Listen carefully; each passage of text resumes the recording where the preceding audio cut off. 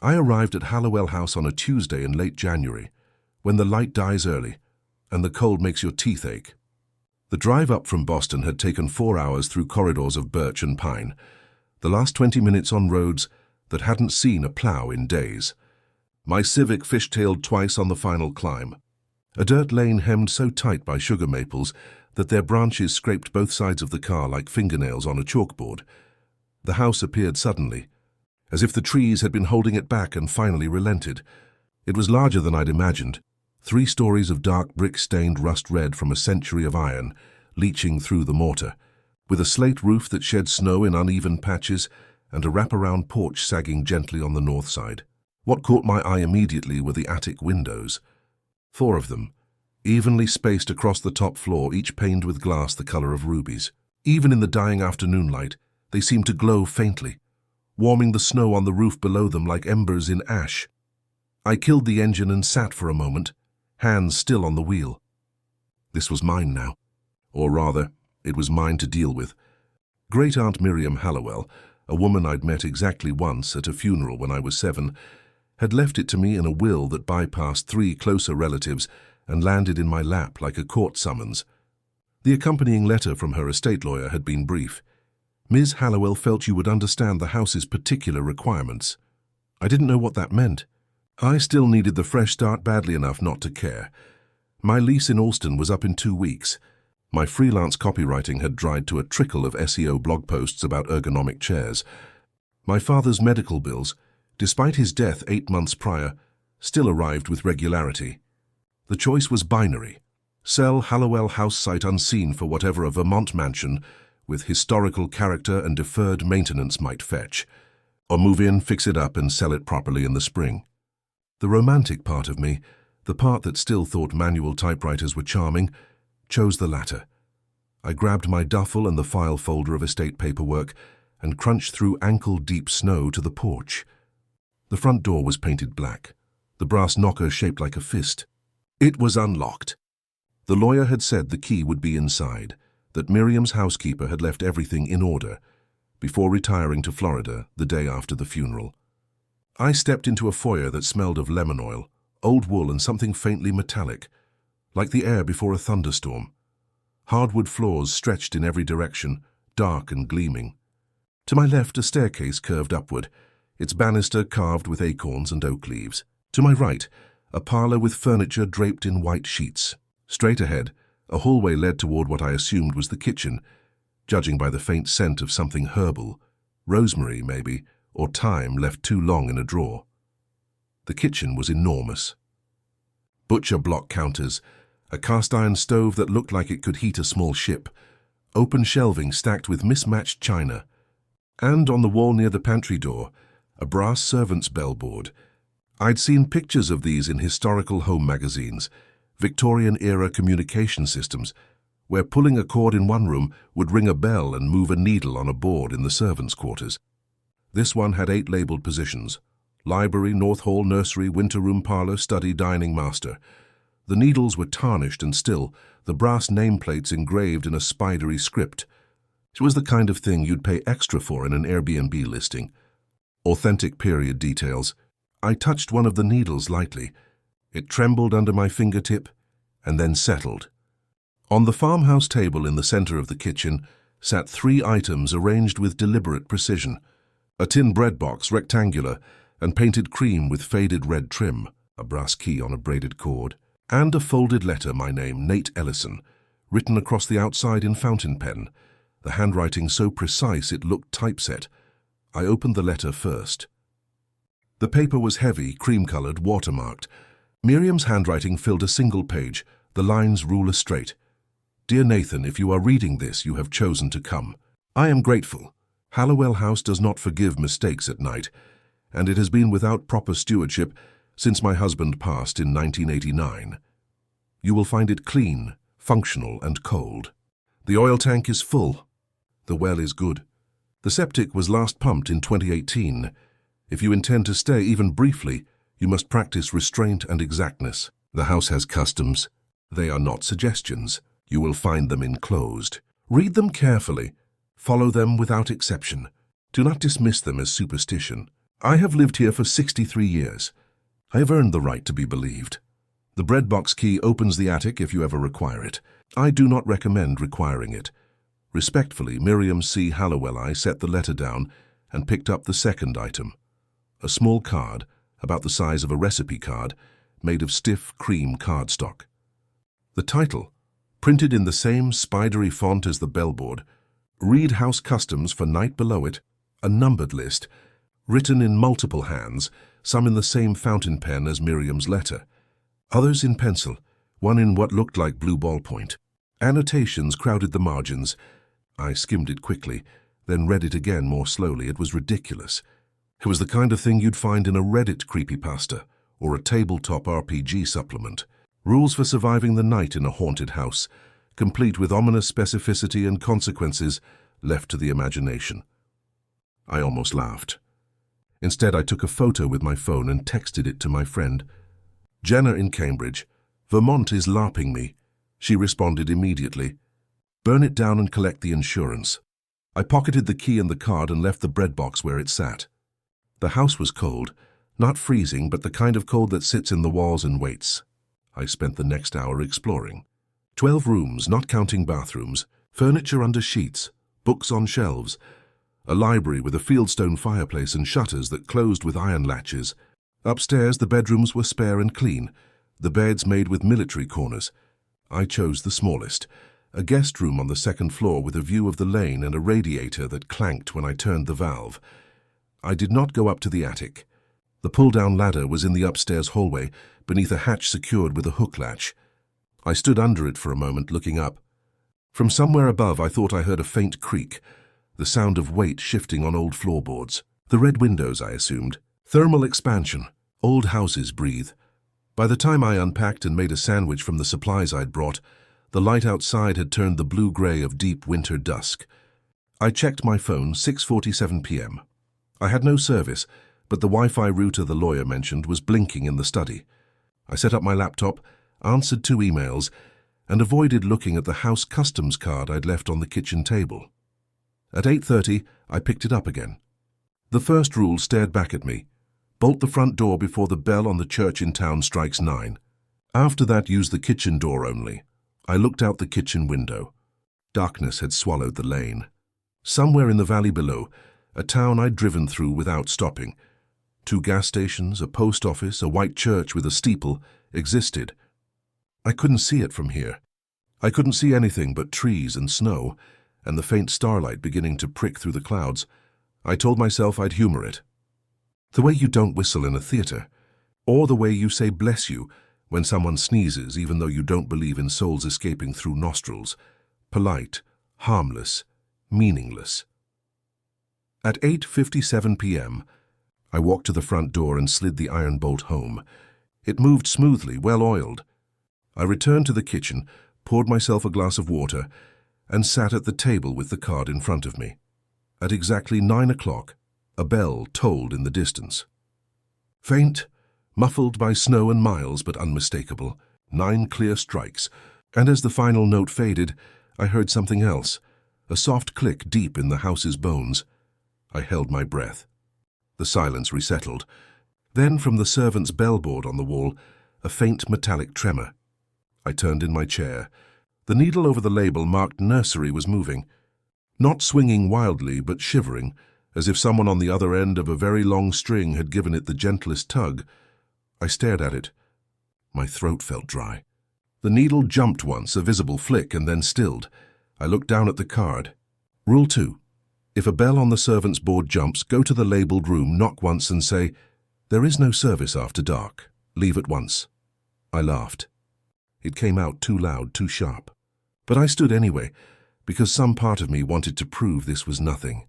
Old wiring. Vibration from the wind. I'd go upstairs. I'd knock on the door to the nursery. I'd say the silly sentence, and then I'd come back down and finish my sandwich and sleep the sleep of the rationale. The nursery was on the 3rd floor in the north gable. A small room, the door painted white, a porcelain knob cold under my palm. I did not open it.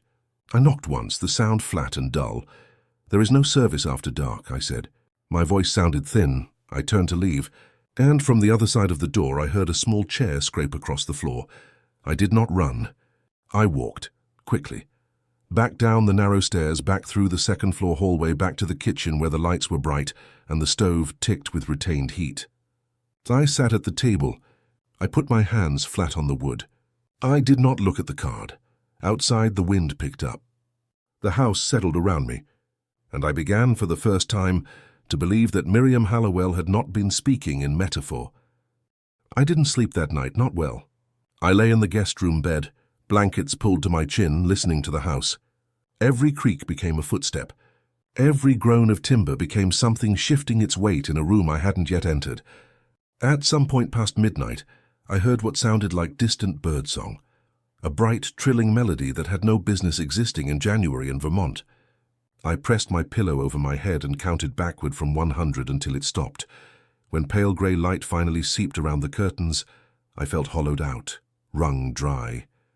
I showered in a bathroom with black and white hexagonal tiles and a clawfoot tub deep enough to drown in, dressed in 2 layers against the cold, and went downstairs to make coffee. The house customs card was still on the kitchen table where I'd left it. In daylight it looked less ominous, quaint even, the kind of thing you'd frame and hang in a country kitchen as a conversation piece. I read through the rules slowly this time, trying to pass what I'd dismissed the night before. Bolt the front door before the bell on the church in town strikes 9. After that, use the kitchen door only. Simple enough. A routine. Old houses had routines. If a bell on the servants' board jumps, go to the labelled room, knock once and say, "There is no service after dark." Leave at once. I'd followed this one. It had worked, in the sense that nothing overtly terrible had happened. But the sound of that chair scraping, I couldn't explain it. I didn't want to. Do not enter the attic after sunset. If you see red light on the stairs, look at the floor and return to the kitchen, the red windows. I'd noticed them from outside, but hadn't thought about what they might look like from within the house. I made a mental note to check the attic during the day, if only to demystify it. If the dumbwaiter arrives at the kitchen with a covered dish, do not lift the cover. Send it down with a plate and knife crossed. I hadn't noticed a dumbwaiter. I stood and scanned the kitchen more carefully. There, partially hidden behind a freestanding pantry cabinet, a small wooden door set into the wall at waist height, secured with a simple hook latch. I opened it. Inside, a platform suspended on ropes, the shaft disappearing up into darkness. The ropes were old but looked intact, the pulleys greased. I closed the door and latched it. At 2:16 a.m. the house may settle. That is not settling. Sit quietly. Do not stand between mirrors. I checked my watch. It was 7:43 a.m. I had no memory of looking at a clock at 2:16 last night, but I also had no memory of the hours between lying down and the birdsong. A gap. I didn't like gaps. 6. Any note left under the back door with your name written in fountain pen is to be burned in the bread box with the lid closed. The bread box sat on the counter, cream and red, its hinged lid shut. I walked over and opened it. Inside, nothing. Just bare tin, faintly rust-spotted. I closed it and stepped back. Birdsong after midnight is not birdsong. Close the library shutters and count to 50 by 3s. I'd heard the birdsong. I hadn't closed any shutters. I'd hidden under a pillow like a child. I felt a prickle of shame, which was absurd. I was a 30-year-old man in an empty house, following rules written by a dead woman. There was nothing to be ashamed of. Do not watch the red windows from inside as dawn begins. If you must be awake, face the stove and keep your hands on the table. I glanced toward the back stairs, the ones that led up past the second floor to the attic. No red light now. Just shadow and the muted grey of morning. The card's final line, written in Miriam's hand beneath the numbered rules, was underlined twice. The house invites attention. Do not pay it more than you owe. I folded the card and put it in my pocket. Then I pulled out my phone, still no service, and opened the file folder the estate lawyer had given me. Deed, title insurance, property tax records, a survey map, and clipped to the back, a separate envelope marked personal effects. Inside, a small black and white photograph of Miriam as a young woman, standing on the porch of this house, unsmiling. A receipt for a gravestone, and a business card for a local contractor, Caleb Ducharme, General Repairs and Restoration. The lawyer had mentioned him. If you need anything done before listing it, Caleb knows the house. His grandfather worked on it in the 70s. I hadn't planned on calling anyone. My budget was tight enough without contractor fees. But the idea of having another person here, someone local who could laugh at the rules and make this place feel less like a mausoleum, was suddenly appealing. I found a landline phone in the study, a rotary model that looked like a prop from a period drama. It had a dial tone. I called the number on the card.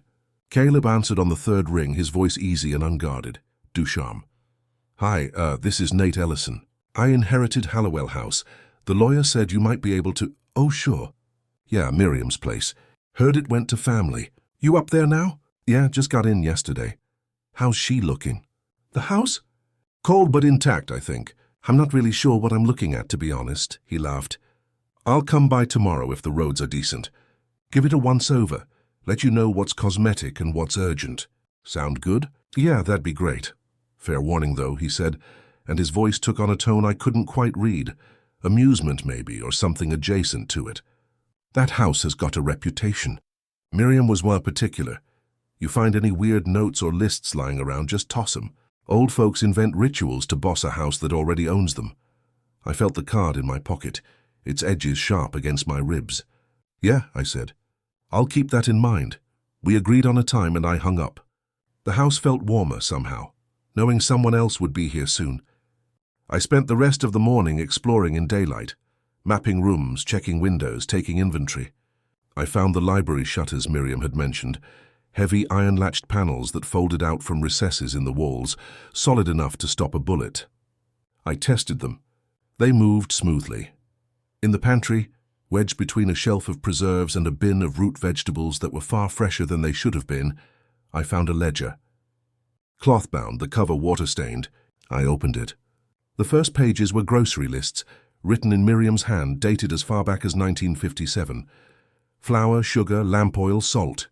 Then, interspersed between the mundane entries, others 1961 March 14th, church bell late due to ice.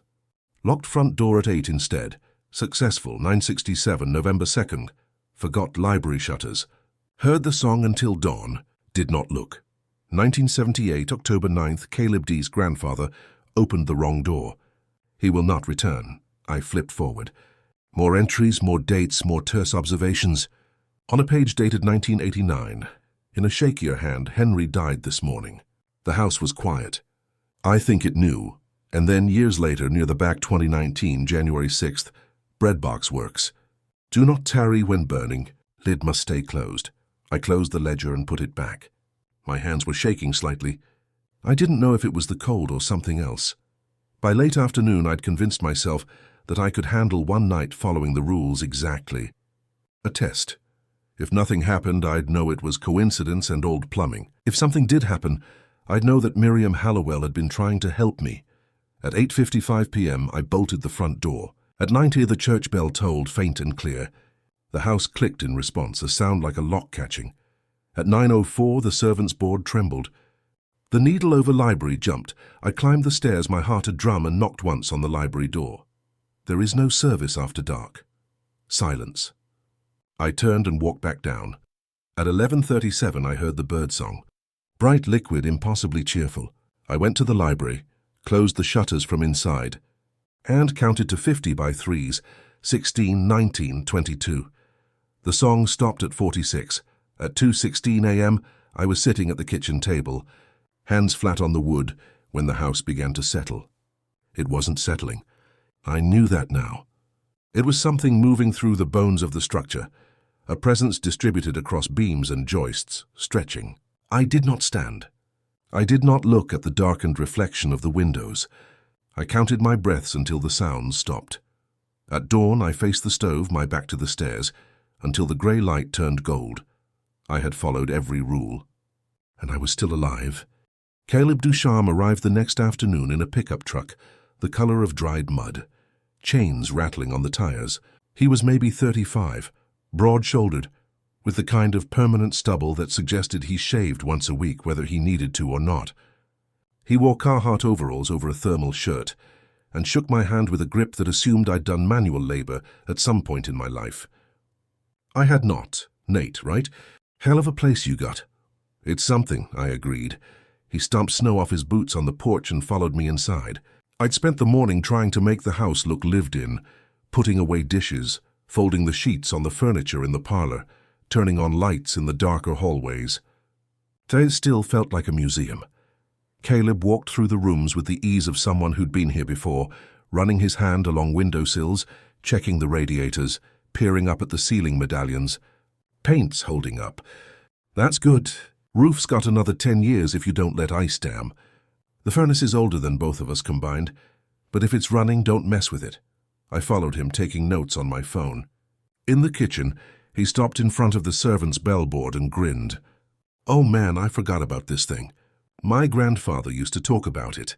Said Miriam would ring for him from upstairs like he was the help, even though she was paying him by the hour. Does it still work?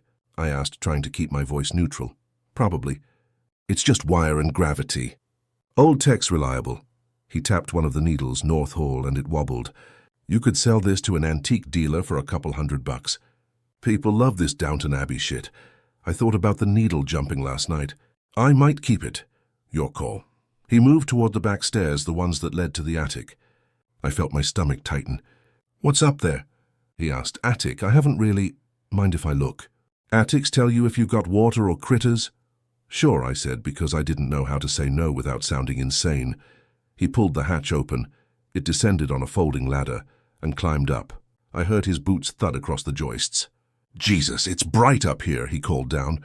You got red glass in the windows? Yeah. Bad idea to leave it, honestly. Casts a color that makes you misstep, you know? Screws with your depth perception. There was a pause. Also kind of creepy. Looks like the whole room's on fire. I didn't respond. A moment later, he descended, brushing dust off his sleeves. No leaks. Insulation's thin, but it'll hold till spring. You planning to use the space? No, I said quickly. Definitely not, he shrugged. Smart. Attics are where houses keep their bad ideas. That evening, the snow started again, a soft, fat-flaked storm that the radio said would drop another 6 inches by morning. I asked Caleb if he wanted to stay for dinner. I'd made chili, more to give myself something to do than out of hunger, and the idea of eating alone while the storm thickened felt unbearable. He agreed easily, pulling out his phone to text his wife. We ate at the kitchen table, the windows black and blank with night. Caleb told me about the town, about houses he'd worked on, about the family that used to own the mill before it closed in the 90s. Place was a death trap by the end. OSHA would have had a field day. Owner just walked away one winter, left the keys in the office. Do you know much about this house? About Miriam? A bit. She kept to herself mostly. My grandfather said she was fair but cold. Paid on time, didn't make small talk. He worked here on and off for years. Then one day she told him not to come back and he didn't. Caleb scraped his bowl. He didn't like to talk about it, actually. I asked him once when I was a kid, and he got this look, like I'd asked him about a car accident he'd been in. Said some houses don't want fixing. At 8:57 I stood without explanation and went to the front door. I bolted it. Caleb watched me, his expression bemused. House rules? Something like that. At exactly 9 the distant bell tolled. The house clicked. Caleb's eyebrows went up, but he didn't comment. At 9:04 the servants' board trembled. The needle over library jumped. What the hell? Caleb said, standing. I started, but he was already walking toward the hall. That's just old wiring, man. Probably a draft, or...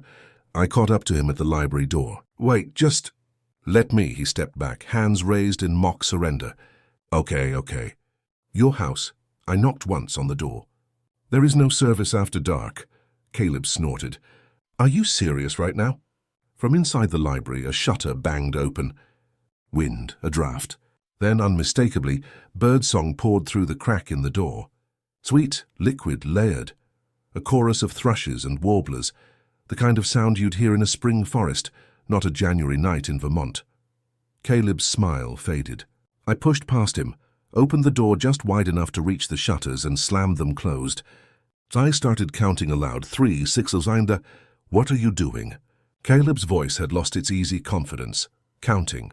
Don't interrupt. 13, 16, 19. The birdsong swelled, pressing against the shutters like a physical thing. At 46 it stopped. The silence was so sudden my ears rang. Caleb stared at the door. That was wind, right? In the chimney? Sure, I said, from outside, not the library but the garden side of the house. A tapping started. Rhythmic, deliberate, like someone knocking on glass with a spoon. There's no window on that side, Caleb said slowly. Just the hedge. We stood there, listening. The tapping continued for 30 seconds, then stopped. Caleb backed toward the kitchen. You know what? I'm gonna head out. Roads'll be bad if I wait. You don't have to. No, I should. Early day tomorrow. He grabbed his coat from the chair, moving with the jerky urgency of someone trying not to run. At the door, he paused. Look, old houses make noise. It's temperature differentials and wood swelling and shit I learned in trade school. Don't let it get in your head. Right. But also maybe don't stay here alone too long, yeah? It's a big house. Isolation fucks with you. He left through the kitchen door, his truck starting with a cough and a roar. I watched his taillights disappear down the lane. I was alone again. At 11:52 p.m., I was sitting at the kitchen table trying to distract myself with email when I noticed something. A faint warmth on my face coming from behind me. I turned. The back staircase, the one leading to the attic, was glowing. Not with electric light, but with the deep red luminescence of the windows above, spilling down the steps like slow-moving liquid. It didn't flicker. It breathed. In and out, a pulse of color that made the walls look wet. I remembered Rule 3. If you see red light on the stairs, look at the floor and return to the kitchen. I was already in the kitchen. But I was looking at the light. I couldn't stop looking. It was beautiful in a way that made my chest hurt. The way a fire is beautiful before you realize you're too close. My eyes began to water. The edges of my vision smeared. I forced my gaze down, staring at the floorboards between my feet, and pressed my palms flat against the wall. I counted my breaths, 1, 2, 3. The warmth on my face faded. When I finally looked up again, the staircase was dark. I checked my watch. 2:16 a.m. Around me, the house began to settle. Nails creaked in beams. Joists groaned. But underneath that, I heard something else. A sound like people getting to their feet, dozens of them, slow and synchronized. I sat frozen at the table, hands flat on the wood as the invisible assembly stood and waited. I did not stand. I did not move. At 2:19, the sound stopped. The house exhaled. I sat there until my coffee went cold and the sky began to pale. I had followed the rules again. But the house had shown me more this time. It had shown me what it could do when it wanted attention, and I understood with a clarity that felt like cold water down my spine that I was not alone in this house. I had never been alone. Caleb returned 3 days later. I hadn't called him. He just showed up mid-morning, knocking on the kitchen door with the back of his knuckles, casual and loud. When I opened it, he stood there with a toolbox in one hand and a paper bag in the other, his breath pluming in the cold. "Brought you donuts," he said. "Also, I owe you an apology. I was a dick the other night." I stepped aside to let him in. "You weren't. I was. I made fun, and then I bailed when things got weird. That's not—" He set the toolbox and donuts on the table and pulled off his gloves. "Look, I talked to my grandfather. He's 91, lives in a memory care place in White River, but he still has days when he's sharp. I asked him about this house. What did he say?" Caleb's expression was hard to read. Not scared exactly, but careful. He said Miriam Hallowell was the most rational person he'd ever met, and that she wouldn't live by a rule unless it kept her alive. He paused. Then he told me never to come back here. But I figure that's his trauma, not mine. I appreciated the honesty. I also didn't believe the last part. Caleb was here because he didn't want to look like a coward, not because he'd reasoned away what he'd heard. But I needed the company, so I didn't push. We spent the morning working through a punch list, a gutter bracket that had come loose on the south side, a window sash that wouldn't lock, a baseboard radiator making a knocking sound. Caleb worked efficiently, talking as he went. Stories about other clients, complaints about lumber prices, theories about why Vermont winters were colder now than when he was a kid. It was relentlessly normal, and I clung to it like a raft. By early afternoon, he'd moved to the second floor to check a bathroom fixture. I heard him moving around up there, his footsteps solid and human. I stayed in the kitchen, updating a spreadsheet of repair costs. Then I heard the attic hatch creak open. I climbed the stairs 2 at a time. Caleb? Up here. He was standing in the attic, hands on his hips, looking around. The red windows turned the space into a dark-room glow, every surface tinted crimson. Dust hung in the air like suspended blood. There was old furniture up here, a rocking chair, a trunk, a child's bed frame with peeling white paint. And in the corner, a small door, barely 4 feet tall, the wood stained dark. You said you weren't going to use this space, Caleb said. I'm not, so why is it so clean? Look, he walked to the small door and pointed. No dust on this handle. Someone's been opening this. It wasn't me. He tried the knob. Locked. What's behind it? I don't know. I haven't been up here. You own the house and you haven't... He shook his head and laughed, but it was strained. Okay, you're a better man than me. I'd have gone through every inch on day 1. Caleb, we should go back down. Why? Because it's... I almost said after sunset, but caught myself. It wasn't after sunset. It was 2:15 in the afternoon. Daylight. Grey and weak through the red panes, but daylight nonetheless. It's cold up here. So's the whole damn house. He knocked on the small door. Hello, anybody home? He grinned at me, the grin of someone trying to prove he wasn't rattled. From below, the servant's bellboard chimed. Faint but distinct. I couldn't see it from here, but I knew with the certainty of someone who'd been listening for it every night, that a needle was jumping. Did you hear that? I asked. What? We need to go now. I descended the ladder quickly, Caleb following with exaggerated slowness, making a show of not being rushed. In the kitchen, I checked the bellboard. The needle over nursery was still, but the one over North Hall trembled. Caleb saw me staring. It's just, don't, I said, please. Don't tell me it's wiring. He shut his mouth. We stood there in silence. Then he said quietly, What are you supposed to do when that happens? Go to the room. Knock once. Say there is no service after dark. Leave. That's insane, I know, but you do it every time. He rubbed his face. Okay, let's go together. Right now. Middle of the day. We'll do your ritual and nothing will happen, and then we can both laugh about it. I didn't argue. We walked to the North Hall, a long, narrow corridor on the 2nd floor lined with closed doors. The 3rd door on the left had a brass plate that read, in the same spidery script as the bellboard, nursery. Caleb reached for the knob. Don't open it, I said. I'm just checking Knock once. Say the words, leave. Nate, this is, please. He stared at me, then shrugged and knocked. Once, hard. There is no service after dark, I said, my voice flat. We waited. 5 seconds, 10, nothing. Caleb exhaled and turned the knob. The door swung open. Inside was a small, bright room, pale yellow wallpaper with a pattern of daisies, a white wooden crib, a rocking chair, shelves with old cloth animals, their fur matted and grey. The window faced east, and winter light fell across the floor in a clean rectangle. It was empty.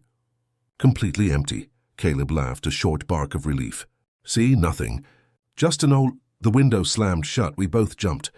The latch, an old iron lever, flipped down on its own, sealing the window. Then from the chimney in the corner of the room, birdsong poured out. Not the muted trill I'd heard through the library door, but a full-throated chorus, deafening and layered and wrong. 100 birds in a space that couldn't hold 10. I grabbed Caleb's arm and pulled him back. He stumbled wide-eyed and I slammed the door shut. My hands were shaking. I ran back to the library, threw open the shutters, not from inside but from the hall, reaching around, and started counting. 3, 6, and 9. What the fuck? Caleb whispered. What the fuck was that? Don't interrupt. 12, 15, 18. The birdsong swelled, no longer confined to the nursery. It filled the whole 2nd floor, a wall of sound so bright it hurt. 21, at 24, at 46 it stopped.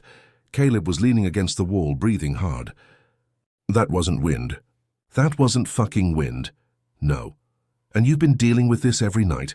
Not every night. Only when I don't follow the rules. The rules, he said it like a curse. The insane rules on a card written by a dead woman. They work. He stared at me, then down the hall toward the nursery. The door was still closed. Through the crack at the bottom, I thought I saw a faint red glow, as if the light from the attic had seeped down through the walls. But when I blinked, it was gone. I need to go, Caleb said. Okay, I mean it. I can't, he swallowed. I'll finish the gutter thing and then I'm done. I'll send you an invoice. That's fine. He left through the kitchen door, moving quickly, his toolbox rattling. I watched through the window as he climbed into his truck, and sat there for a full minute, hands on the wheel, not moving. Then he drove away slower than he'd come. I was alone again. That night the dumbwaiter moved for the first time. I couldn't sleep. Not after Caleb left. Not after the birdsong in the nursery. Not after the way the house had responded to a door being opened at the wrong time. I lay in the guest bed staring at the ceiling, listening. At 11:43 I gave up and went downstairs. The kitchen was the only room that felt remotely safe. Bright overhead light, the stove ticking with residual heat, the bread box sitting on the counter like a talisman. I made tea I didn't drink, and sat at the table with Miriam's ledger, the one I'd found in the pantry. I flipped through it slowly. Most of the entries were mundane, shopping lists, maintenance notes, weather observations. But every few pages, something else. 953, July 22nd, heard laughter from the winter room. Henry said to ignore it. I did. 1959, December 3rd, forgot to send the dumbwaiter back. It returned on its own at dawn. The dish was empty, but the smell remained for days. 72, April 8th, a note under the door. I burned it without reading. Henry says I am learning. 1978, October 9th, Caleb D., grandfather, opened the wrong door. He will not return. I paused on that one. Caleb's grandfather. The man who'd told him never to come back. Had he opened the nursery door? The attic? Something else. Further back in an entry from 1947, written in a different hand. Miriam's husband, I assumed. The house has always had customs. My mother followed them. Her mother before that. We do not know when they began, only that they work. Miriam is frightened, but she is practical. She will learn. And then, near the very end of the ledger, dated 3 months before Miriam's death, 2021, October 14th. I am too old for this. My hands shake. I forget the count.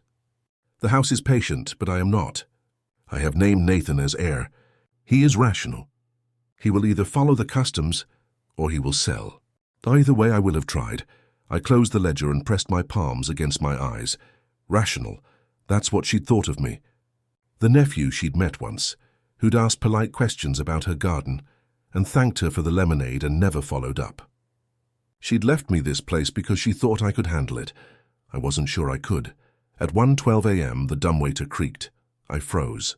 The sound came from behind the pantry cabinet, a low groan of rope under tension, then the muffled thump of the platform settling. I stood slowly, my chair scraping, and walked to the small door. The hook latch was still closed. I opened it. Inside, on the platform, a covered silver dish. Dome-lidded, tarnished, the kind of thing you'd see in an old hotel or a period film. It sat there, catching the kitchen light, utterly out of place. I remembered Rule 4.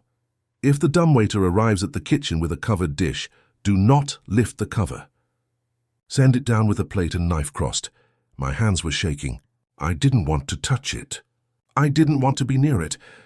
But I pulled a plate from the cabinet and a knife from the drawer and placed them on the platform, crossing the knife over the plate's center like an X. I reached for the rope to send it down. The platform resisted. Not stuck, resisted, as if something on the other end was holding it, testing my strength.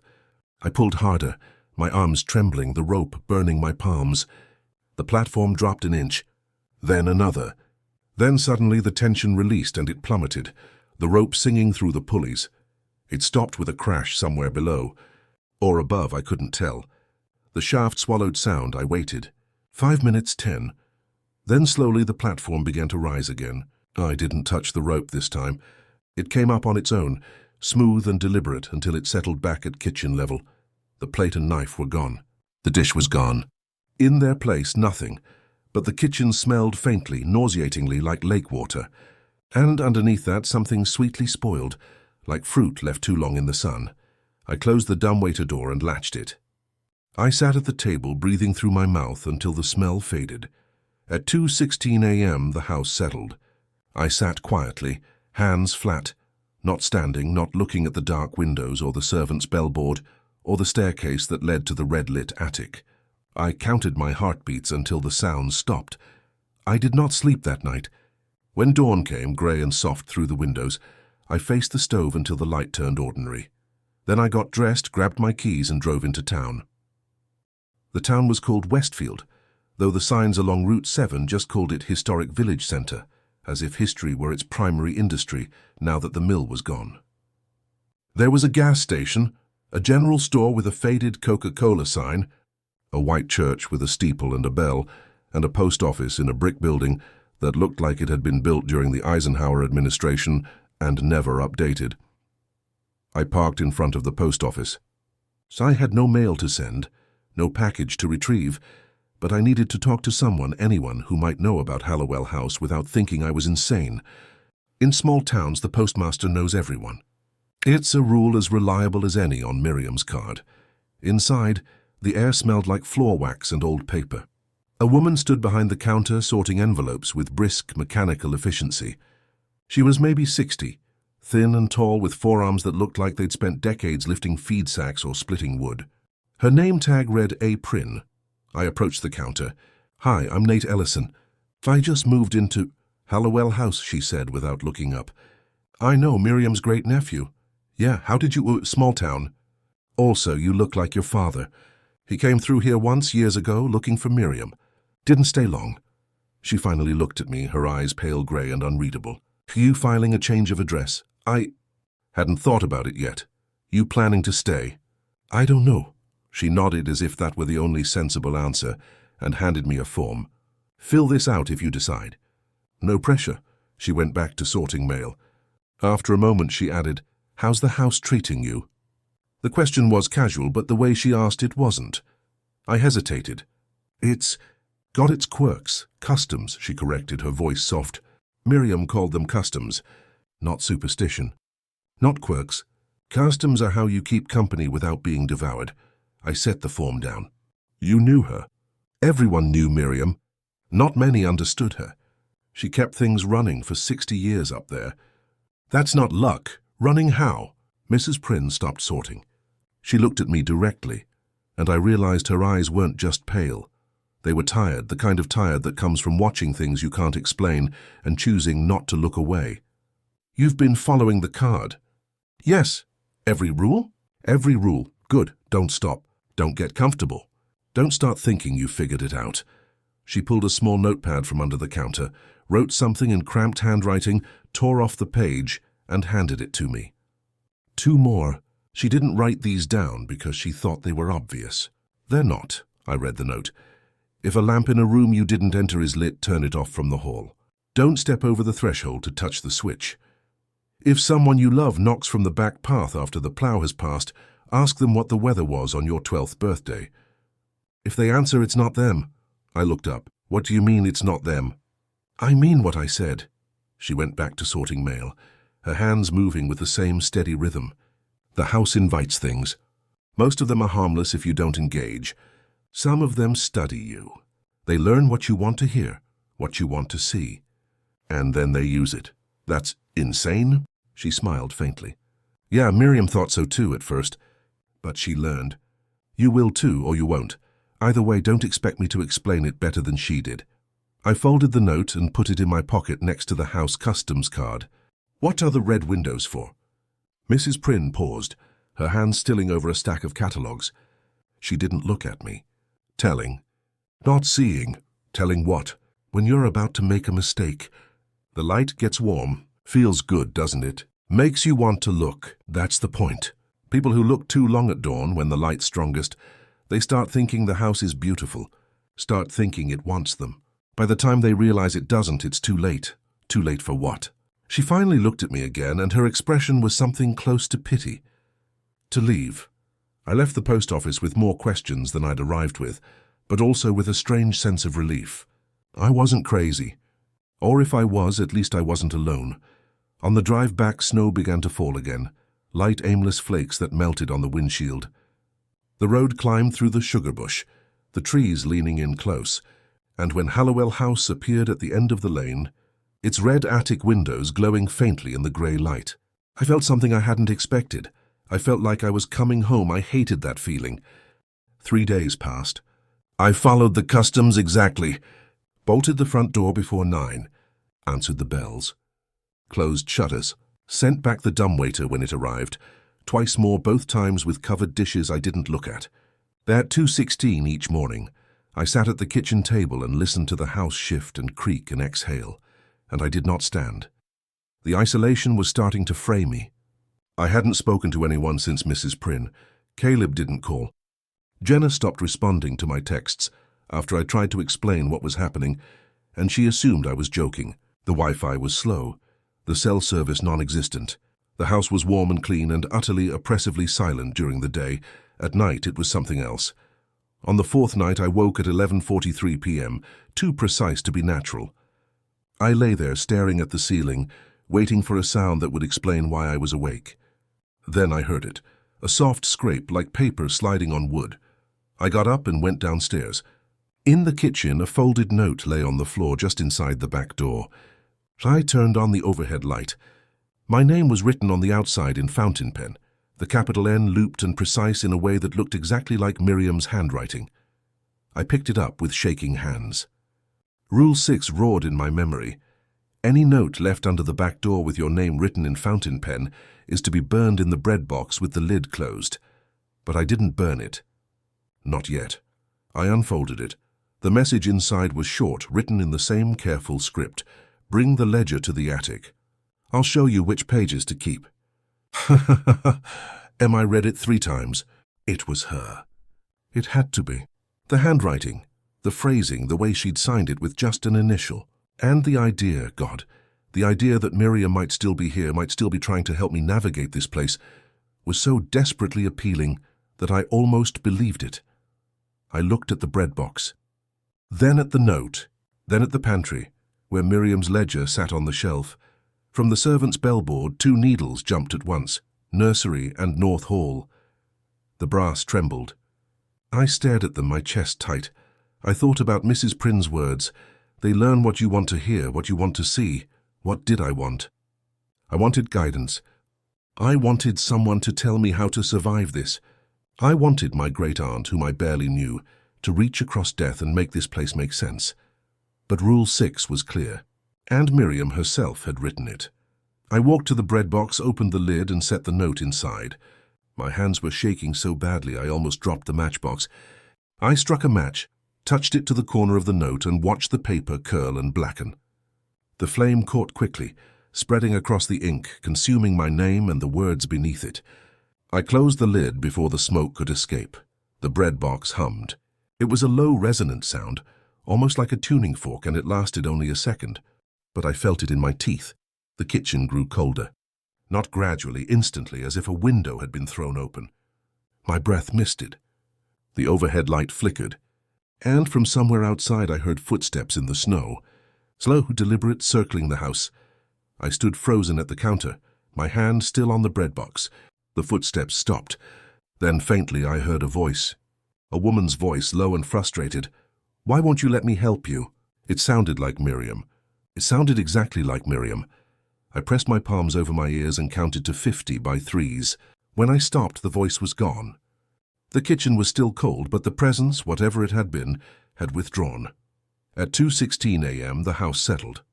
I sat at the table, hands flat on the wood, and did not move. The sounds were worse tonight.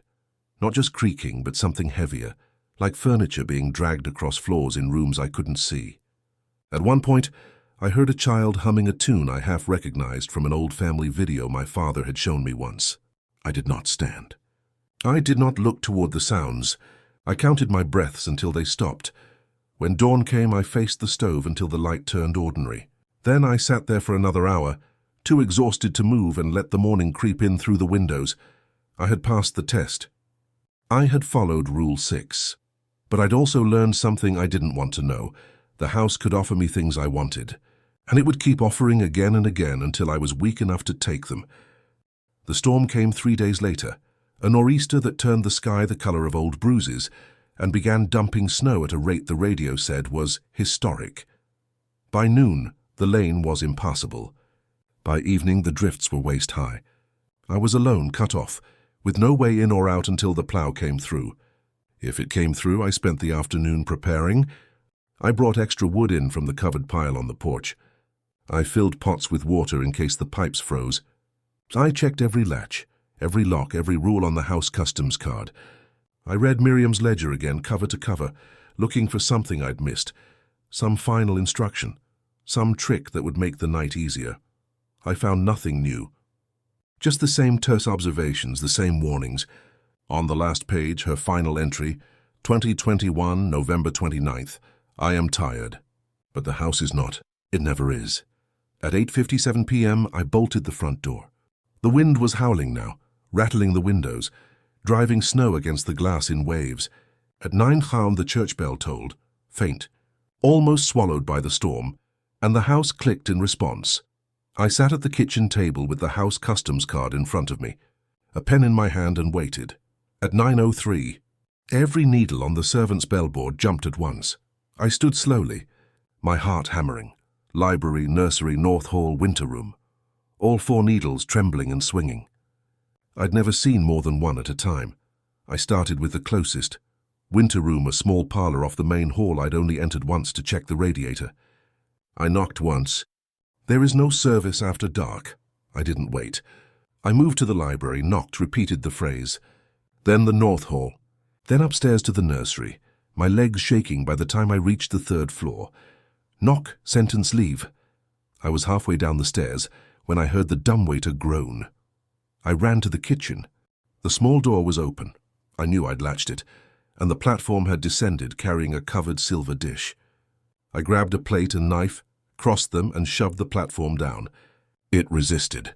I pulled harder, my shoulders burning until it dropped with a crash. From the parlor, a lamp turned on. I hadn't been in the parlor since morning.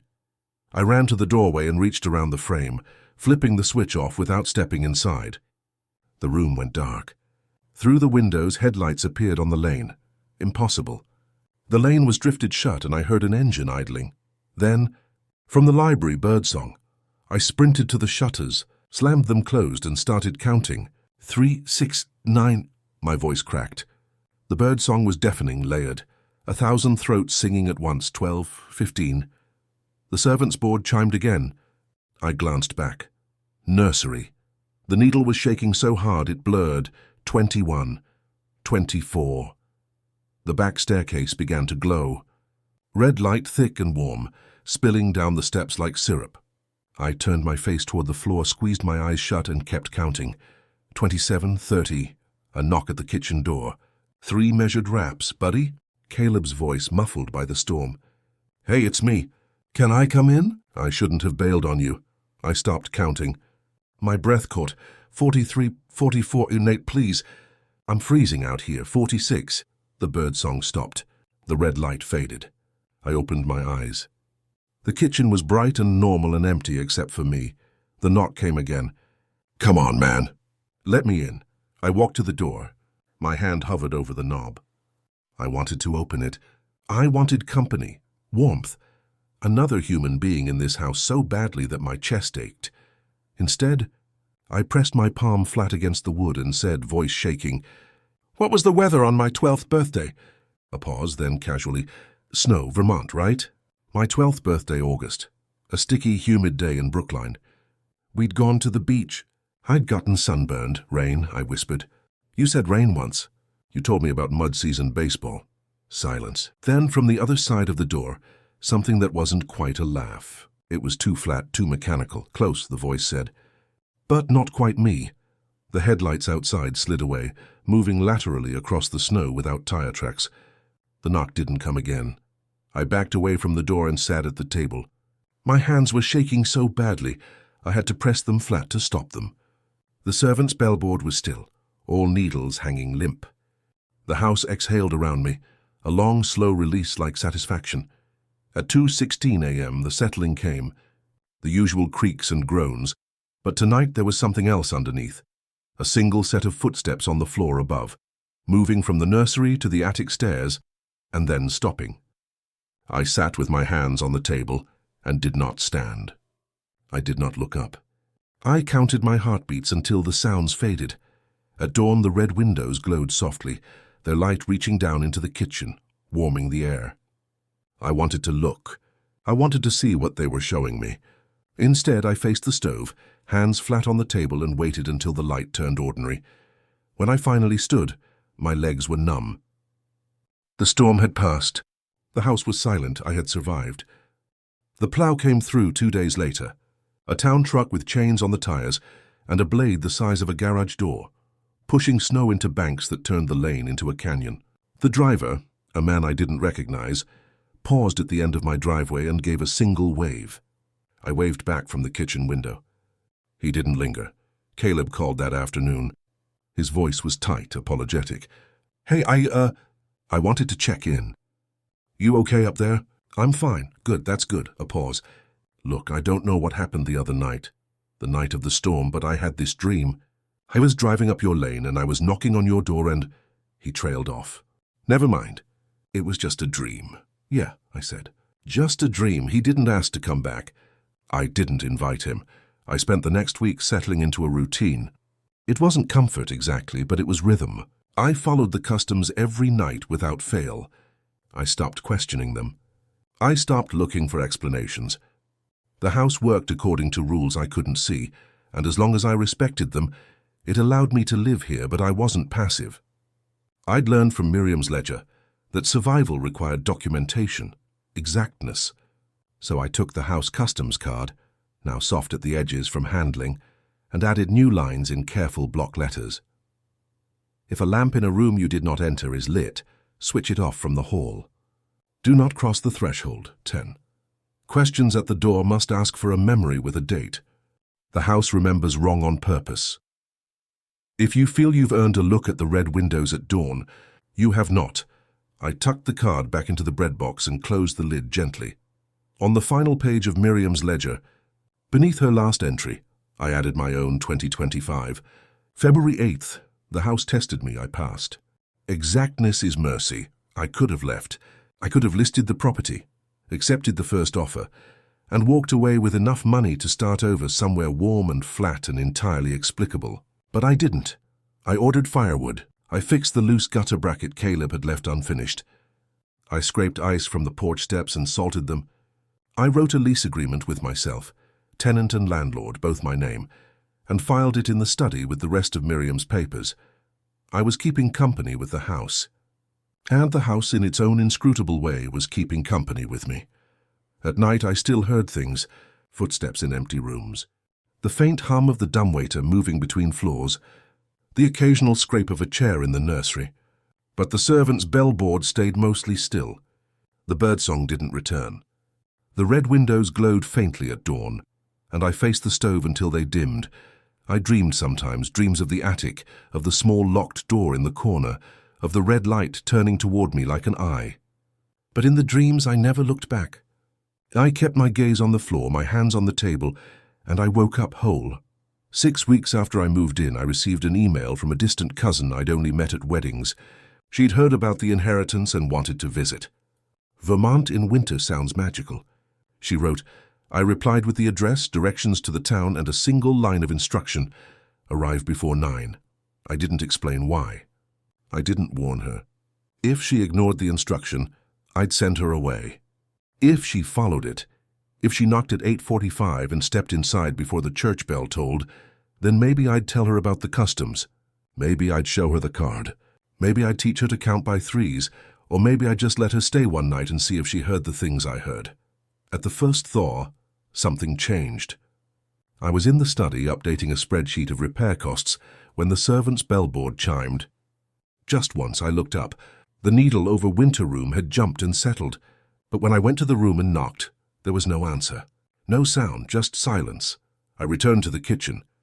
The needle was still. One by one, over the course of that afternoon, the needles dropped. Library, nursery, North Hall. Not ringing, just settling, as if the tension in the wires had finally released. By evening, all 8 needles hung limp and motionless. The red windows, which had glowed every dawn since I arrived, turned dull. The light didn't vanish entirely. It was still there, faint and ruby-tinted in the glass, but it no longer reached down into the house. It no longer called. I didn't know what it meant. The house felt quieter but not empty, watchful but not hostile, as if it had made a decision about me and was content for now to wait. That night, I sat at the kitchen table with Miriam's ledger and the house customs card, and a cup of tea that grew cold while I stared at the bread box.